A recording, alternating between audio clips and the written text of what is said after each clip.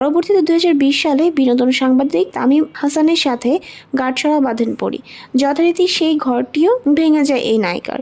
এরপরে খুব অল্প সময়ের পরিচয়ে পরির জীবনসাথী হন থিয়েটার কর্মী এবং ফিল্মের অ্যাসিস্ট্যান্ট ডিরেক্টর কামরুজ্জামান রনির সঙ্গে বিবাহ বিচ্ছেদের পর নিজের জীবনের সবচাইতে আলোচিত ঘরটি বাঁধেন জনপ্রিয় এই নায়িকা বিখ্যাত ফিল্ম অভিনেতা শরীফুল রাজের সঙ্গে।